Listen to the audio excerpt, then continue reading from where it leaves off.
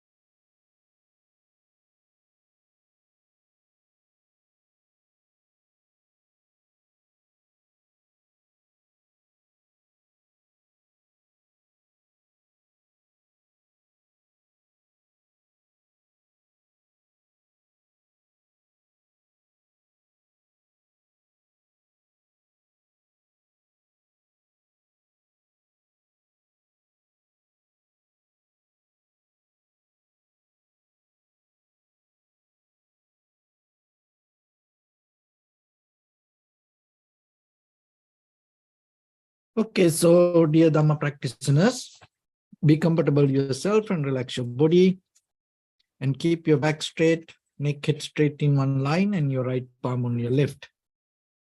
So gently close your eyes and bring attention to this bell sound. And while you're focusing to the sound, mentally relax your body and relax your mind and relax your breathing with your thoughts. So do nothing extra. Just follow the sound, please.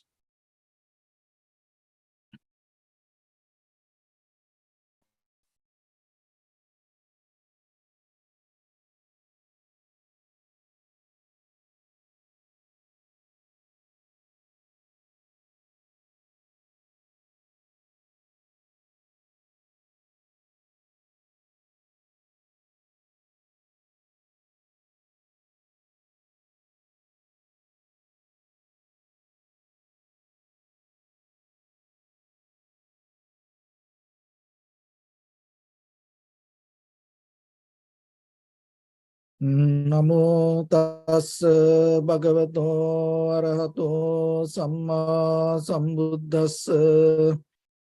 Namo tassa bhagavato arahato samma sambuddhassa. Namo tassa bhagavato arahato samma sambuddhassa.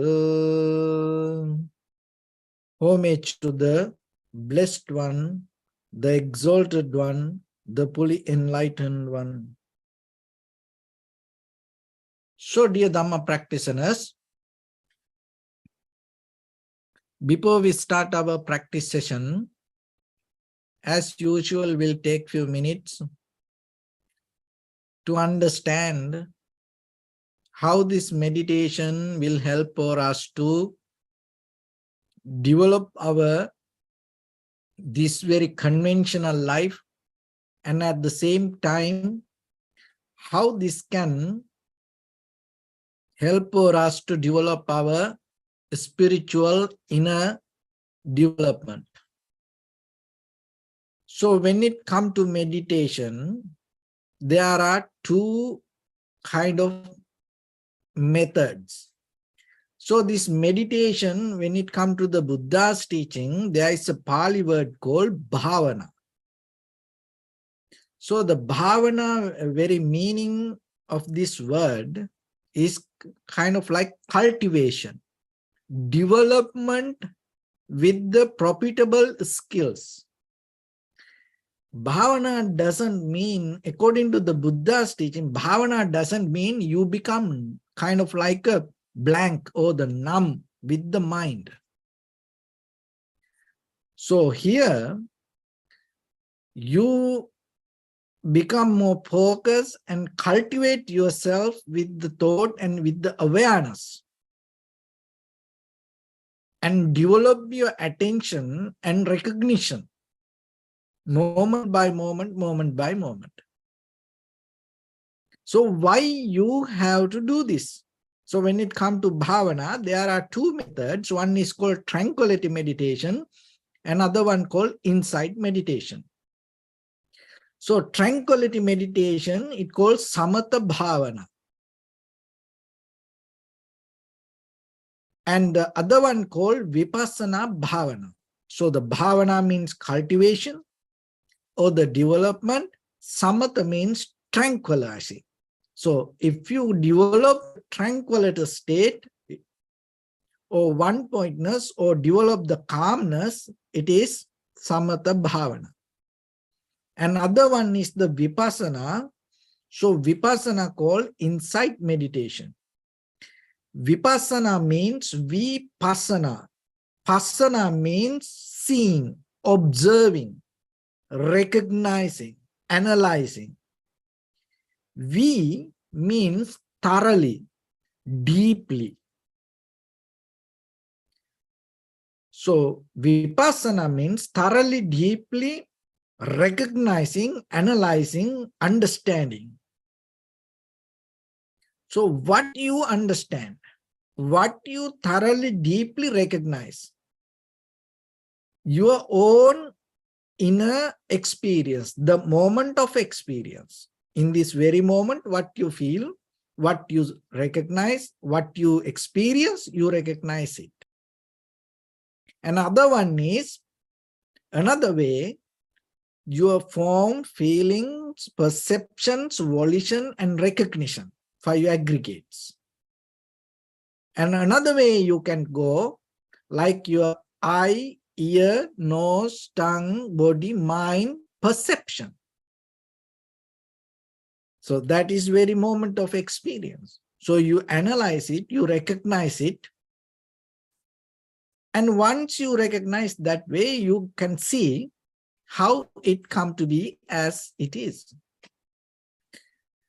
So then what is the practice of meditation means? Why you have to practice meditation? Why you can't develop it itself? Because the reason, as ordinary people, from birth to today, and even through our sansaric journey, we had a different kind of mental attitude, pattern, or the method regarding our very moment of experience. And we develop it in wrong way. And now what happens, that our wrong understanding, our misunderstanding block the clear perception. So that what called hindrance. There are 5 kind of hindrance. Actually, when it come to deeper step by step, if we go words by words, there are, when it come to vipassana level, there are 8 kind of hindrance. But normally, first we have to go to tranquility meditation. When it comes to tranquility meditation, we call 5 hindrance. Kamachanda, Vyapada, Tinamidda, Uddhacha, Kukucha, Vichikicca. So the Kamachanda means senses desires. And Vyapada means ill will. And Uddhacha, Kukucha, so here 2 words, Uddhacha, Kukucha, 2 Pali words, that means sloth and thoughtful. So that's why it become kind of, when it go to the vipassana level, it become 8. And why this both come together? Because using one mental skill, this both can eradicate. So anyhow, sloth and torpor, and the next one is the restlessness and worry. So that also two words, restlessness and worry. Sloth and torpor, and restlessness and worry. And other one is the doubt. So when it comes to that, there are 7 words. Kamachanda, Vyapada, Thina, and Midda. Uddacha, Kukucha, and Vichikicha. And the 8th one is called ignorance. That also when it comes to the Vipassana level. So somehow this the hindrance means it's kind of like a obstacle for our mental appearance. It's block, it hinder what you experience. So practicing meditation in tranquility level means you allow this to calm down. You allow it to settle down rather than go with it, rather than activate it. And otherwise, what will happen? It always create things. There is no end. So then when it comes to the Kama Chanda, that's mean with our eye, ear, nose, tongue, body, mind, it's always look for sensual desires to find the satisfaction. Day and night. And each and everywhere, always look for kind of like a satisfaction. And ill will is hatred, anger, bitterness. So kind of mental attitude. So sloth and torpor is a kind of like that half-hearted action.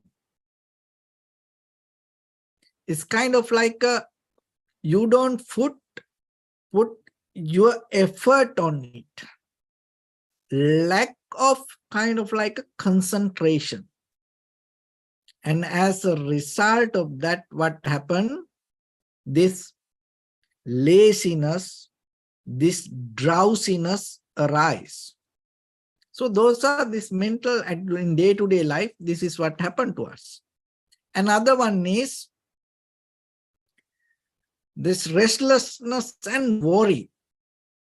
So the very reason for that is kind of like inability to calm down your mind and kind of like a focus with the energy. We focus, but no energy. So if the person for that person, eye, ear, nose, tongue, body, mind, any perception, maybe you hearing, but there is no internal interference, effort to hear that. You see, but there is no internal effort, no any conscious effort to hear that. And as a result of that, what happened? This restlessness and worry arise. And then by the time what happens, that what you did or what you experience is kind of like you don't know what happened. So then you become worried about it. And the 5th one, spectacle doubt. So it arises because of lack of faith, trust, conviction. And you are there, but in your mind, or maybe you don't have clear understanding about it, in your mind, you don't accept it. So this kind of situations always in our mind. Practicing meditation help you to slow down this mental behavior. So that is a tranquility meditation. So in the very beginning, to calm down the mind, you have to withdraw your mind from this kind of qualities. So if you maintain that again and again and again, what happens? That busyness or the unclarity always going to be there. So sometimes this is the thing, that these all 5 qualities, all these 5 hindrances has a 2 ways of behavior. One is called Olarika, another one called Sukuma. So those are the Pali words. So the Olarika means very rough. Anybody can see. Like when it comes to sensual desires, anybody can see it. It is a desire. Ill will, anybody can see it. It is visible, very rough level. Sukuma means even the person sometimes cannot recognize that. It's a deeper level, very, very sharp, very soft. It is there, but you can't see. It's like the dust. Like the Olarika means it's like a mountain. People can see it. It's like another planet or the star. People can see it. But the Sukuma is the dust. No one can see, but it is there. So these all 5 hindrances have these 2 behavior.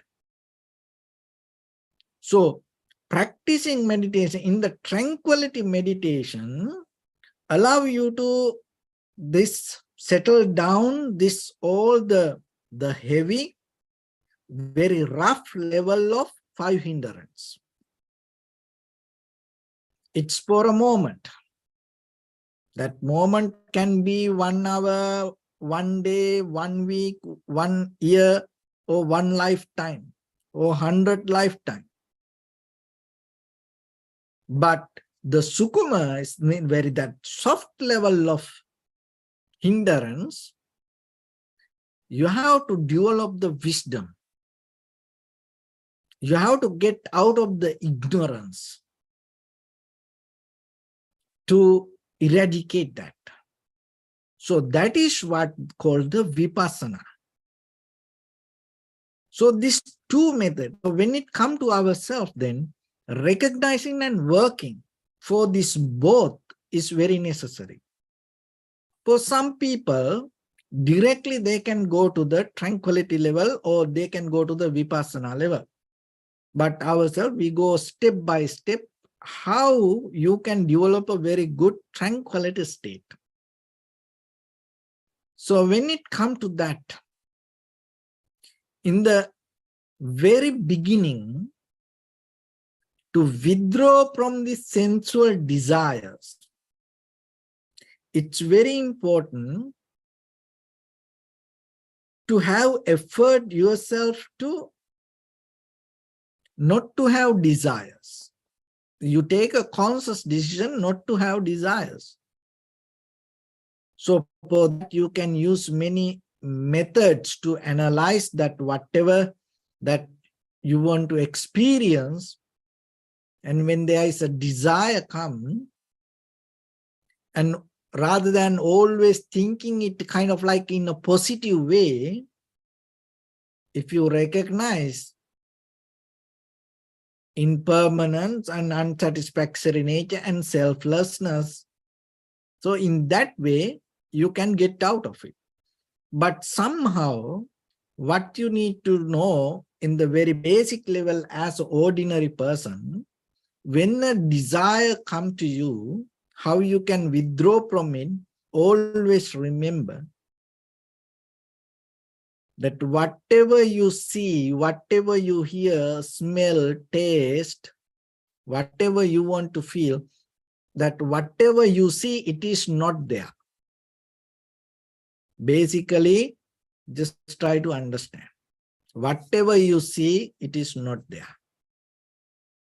Another thing is, when you want something, it comes as a package.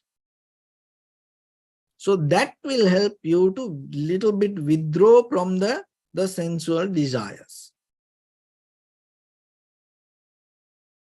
Whatever you want, always you have to remember, it comes as a package. So then there are certain consequences that you have to go through. So the ones that you interfere with the sensual desires. So once you know that, it will help for you to little bit withdraw from it. Another thing is, having good friendship is very necessary. So that also will help you to get out of these sensual desires.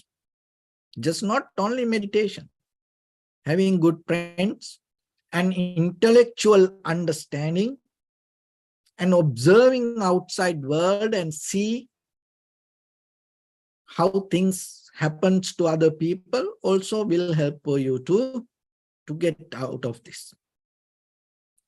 Another one is the vyapada, or the ill will. For that, to get out of that, you have to develop the love and compassion. And with the understanding, so little by little, with practice, you have to have that. And the sloth and torpor is you have to develop this watchful mind, clear consciousness. Just rather than watching, or just rather than interfering with the thoughts, little bit have attention yourself, because that will reverse this very nature of laziness or drowsiness. Another one is that get out of this restlessness, and you have to have this undisturbed mind. So that's why we practice this kind of things. And in day-to-day life, once you understand that you need to practice this to get out of this ordinary way of struggle, and you know that yourself, it is very necessary for your life to have these qualities, and other ones developing the peace. So yourself having some peace, and it is your conscious decision in day-to-day life. You can be busy, and at the same time, you can be peaceful yourself even for a few minutes per day. So like that, you have to remember, it is very necessary for you, because otherwise this mind always go with things. And doubt, when it comes to that, always remember, whatever you interfere, and have some clarity about it. Just know about it. Don't just do it. Don't just believe something. And develop a mental attitude when you want to do something, when you want to practice something, when you work with something, learn about it. So that way, you are capable to get out of little by little, reduce the power of this very rough level of 5 hindrance. But still that softer level going to be there, that dust going to be there. But this practice will take you deeper. And once you develop your tranquility state, calmness and see how things come to be as they are, then you understand this anything is not permanent. This everything change moment by moment. And once you see the change, that naturally detachment happens. Because to attach to something, you have to have the intention or the idea, there is something. That's where the attachment goes. But now in the Vipassana level, when the mind becomes sharp and clear, now you see this everything change. And once you recognize that, you detach from that. You're not going to go with it, or you're not going to hold it to that. And so at the same time, when you keep practice this way, you recognizing this is not a kind of like a supernatural kind of like a magic. This is a very human practice. That is one wisdom you gain out of this all. That is very important, because when it comes to meditation, most of time, and when it comes to liberation, or when it comes to Nibbana, and the most of people think it's kind of like a supernatural power. And when it comes to meditation, people think, oh, high mental powers. But now you see your day-to-day behavior itself take you to samsara, and if you change the attitude of it, it go to the Nibbana. So the both in you. So then how you maintain your life in your day-to-day, with your day-to-day activities, how you deal with the world. And that is how we go with this. So then always remember, you are the master of you. Your mind is the creator. So then when you have the consciousness, awareness to see how you deal with the world, then you are capable to change the environment or the outcome. So practicing meditation in the tranquility level, that give you this deeper understanding. And then when you go, once you have that understanding, you can go deeper into Vipassana level and understand it more deeply. So at the same time, there is another way that you can get out of you can reduce the power of this rough level of 5 hindrance. So that is very important to know. So one is you practicing some kind of rituals. Like as example, just imagine every day you do prayers, maybe 6 o'clock, or maybe 7 o'clock, 5 o'clock, you do some kind of prayers, or maybe you do cleaning every day.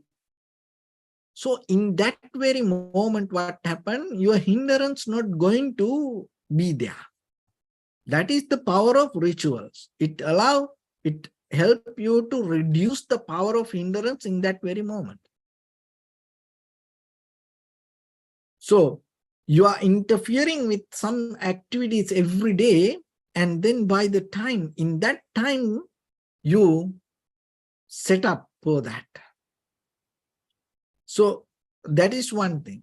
And other one is studying, like reading books, and sometimes discussions, and like this practice. So every day now you into this time period, and during this time, that hindrance not going to active there. It is there, but not going to come up. So that also helps you to reduce the power of the hindrance. Another one is sometimes you have to be hard on you. If there are some kind of unnecessary, unprofitable, unskillful behavior or the habits, then you have to determine yourself. It is worthless for you. So then you should not perform it. So that is one thing. Another one is calming down, tranquilizing, and it's kind of like a practicing tranquility meditation. And it is not only kind of like a practicing meditation and having peaceful, calm, maintaining that kind of life, even 4 or 5 minutes, 10 minutes. Just imagine you go to the park, you go to the beach, you go to a mountain, you go to a hike, and you just sit there, and without doing ordinary activities, you just settle down and you calm down. And when it comes to that, you have to be very careful, because maybe you go to the beach or the hike or the mountain, or maybe you start to think about something, then it's not going to work. But you have the effort or the energy to calm down yourself, or then it works. Another one is the practicing this deeper, that vipassana level of meditation also help reduce the power of this hindrance. So that way, there are many activities you can do to reduce the power, but at the same time, you have to remember this is the very nature of our ordinary mind. So then with the wisdom, you have to deal with this. You can't go into wrestling with your own mind. You can't boxing with your own mind. And at the same time, you can't pampering, and you can't kind of like empathize, sympathize your own mind. See that, but you have to recognize this both. Because if you go into pampering it, you getting spoiled, then you're going to become more worst. And at the same time, if you become kind of like, if you're going to boxing with your own mind, then yourself, it become hard for you. But understanding this and recognizing what is profitable for you and slowly merge with that will help you to reduce the power of hindrance.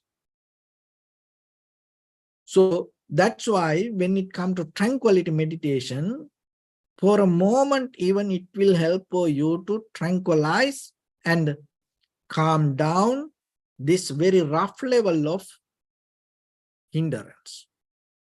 So it is very necessary, little by little, develop this.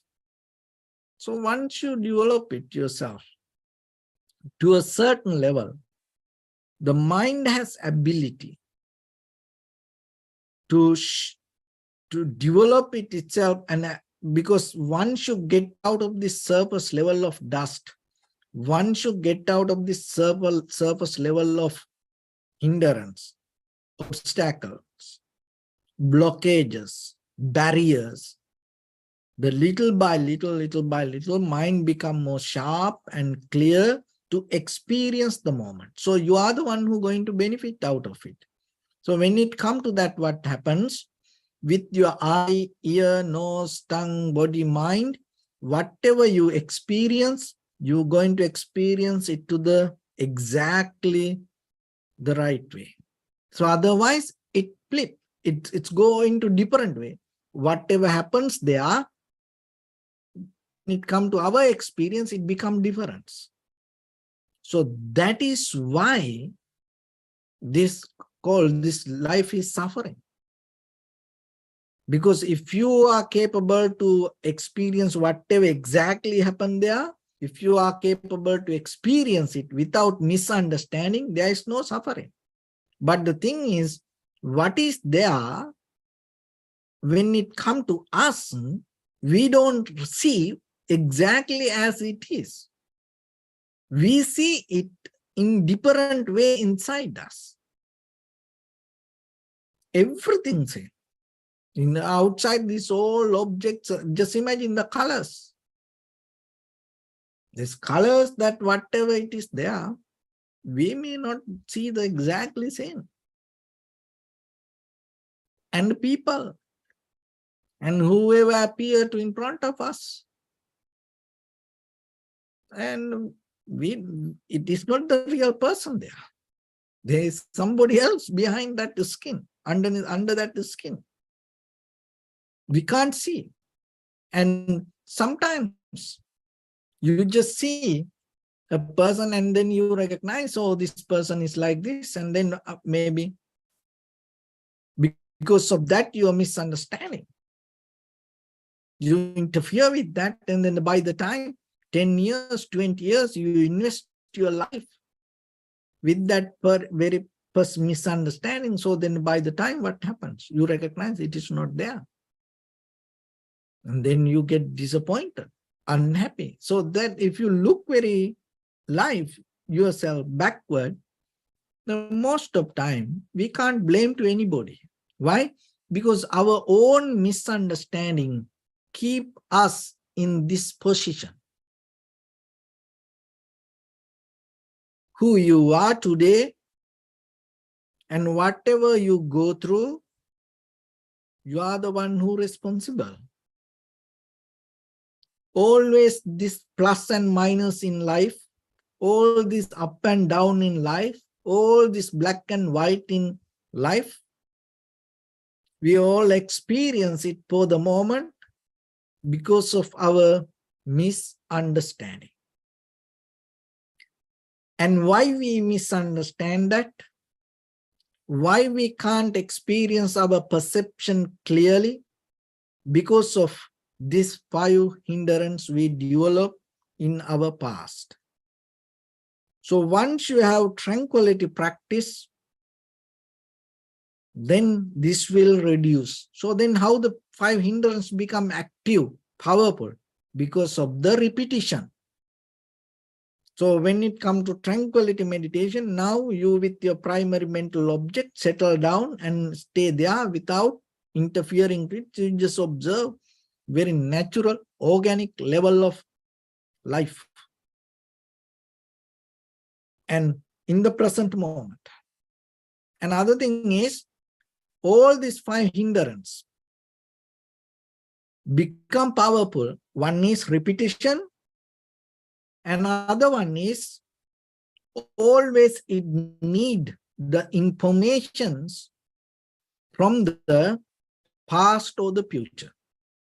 Without adding any information from past or future, your hindrance cannot become stronger.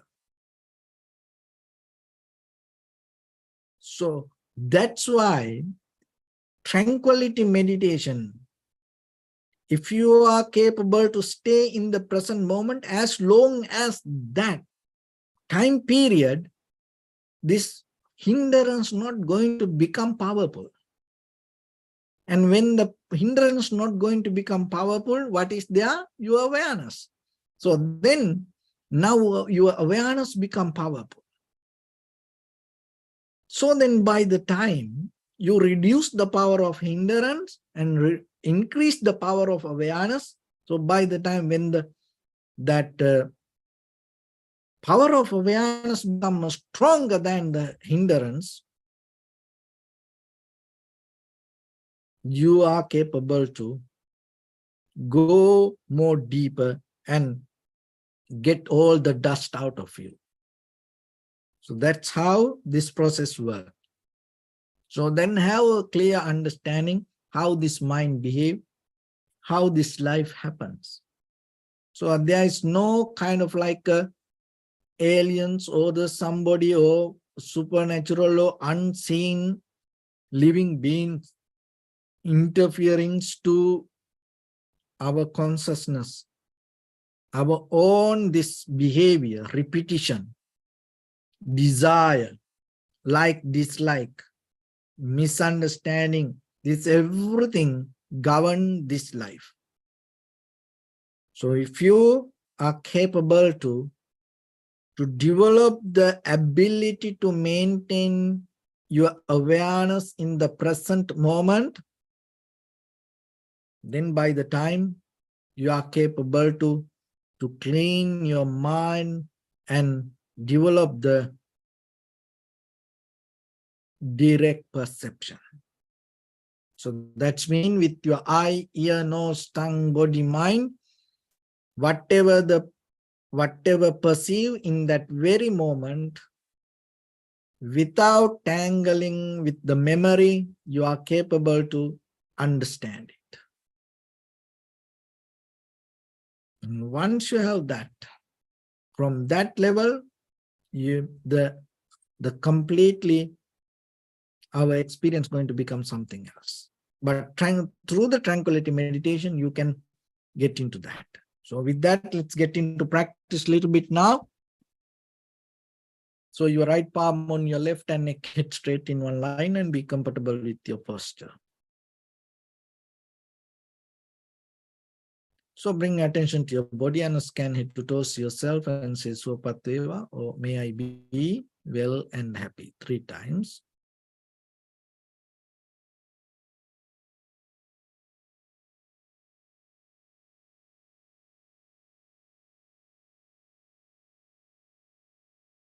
Take a moment and think. We gathered here in this moment to practice this ancient meditation technique. All the Buddhas, all the enlightened masters followed this path and achieved wisdom. So we also gathered here to accumulate that knowledge. In this moment with this sitting, may my body become more comfortable, may my breath be more smooth, may no difficulties come to me, may all the success come to me.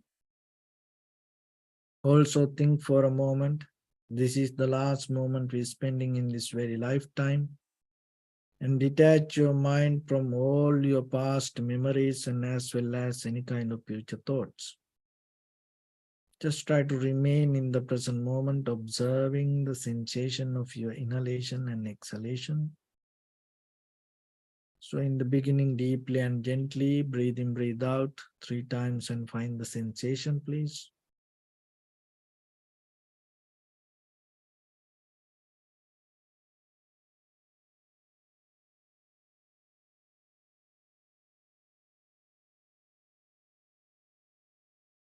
And allow your inhalations, exhalations happen itself. And when it happens through the sensation, recognize it. Do nothing extra.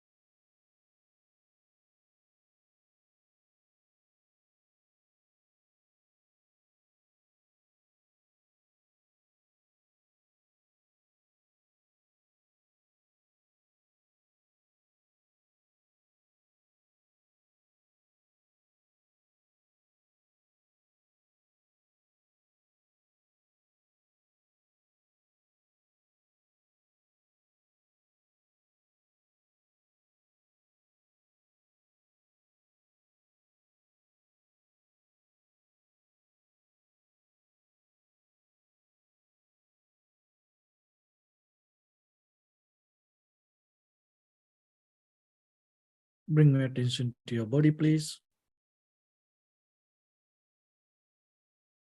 Observe your posture.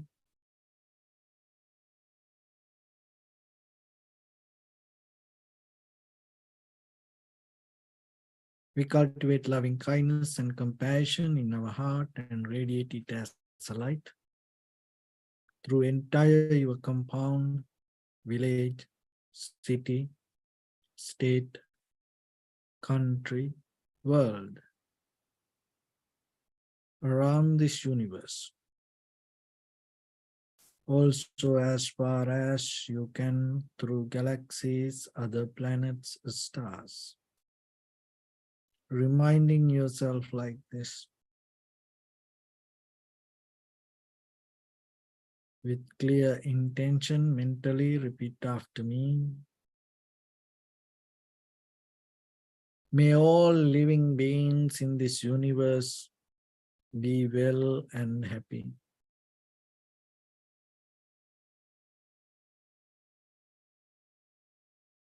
May everyone be happy and safe, and may their hearts be filled with joy.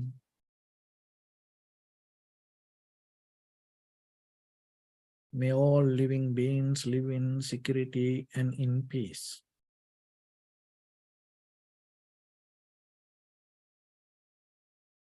Being Suva, Prelo strong, tall or short, big or small, visible or not visible, near or far away, already born or yet to be born.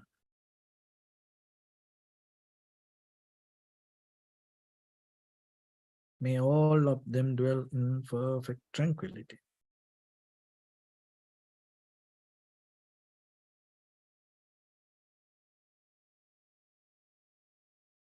Let no one do harm to anyone.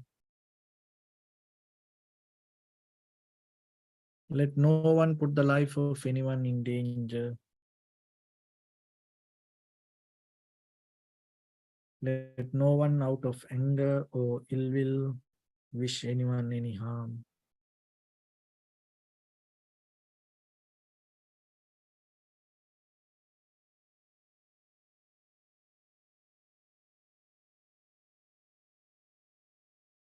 Expand the loving kindness and compassion beginning from your heart.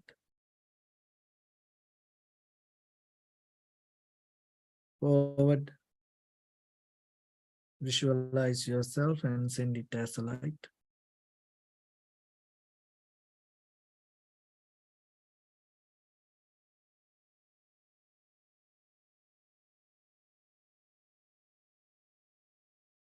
To your backside,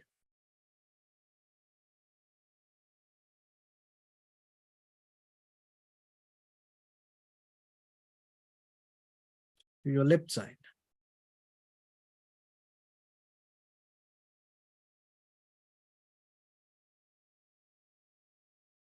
and to your right side.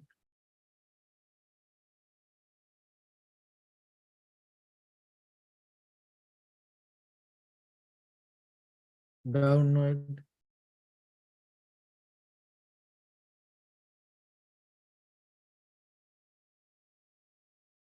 and upward.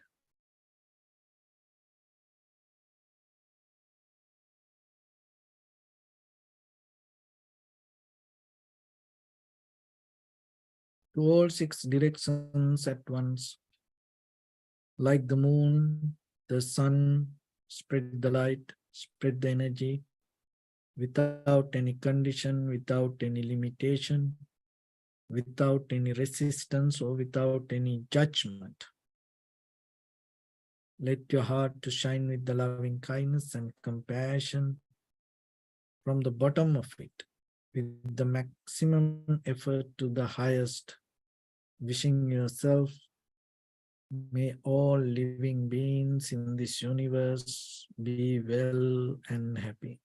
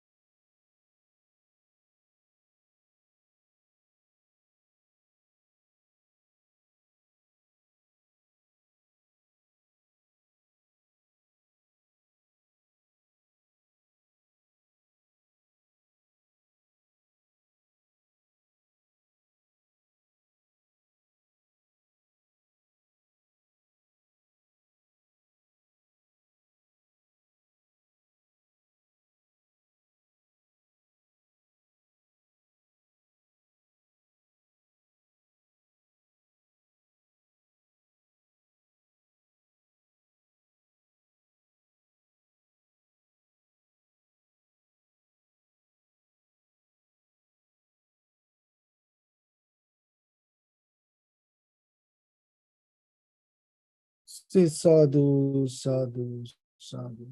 So first of all, we offer this practice to the great qualities of the Buddha, Dhamma, and the Sangha.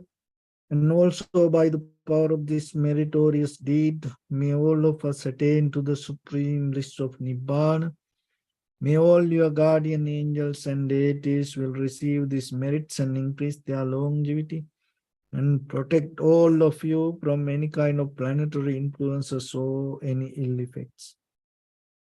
Ittavata ca ammehi sampadam punya sampadam sabbe deva anumodantu sabba sampatti siddhya sabbe bhuta anumodantu sabba sampatti siddhya sabbe satta anumodantu sabba sampatti siddhya Imaya Dhamma Nudhamma Patipattiya Buddham Pujemi Dhammam Pujemi Sangham Pujemi Addaya Imaya Patipattiya Jati Jara Vyadhi Maranam Ha Paribundissami Idamme Punya Kammang Asavakkaya Vahang Hotu Sabba Dukkha Pamunchatu. Bless you.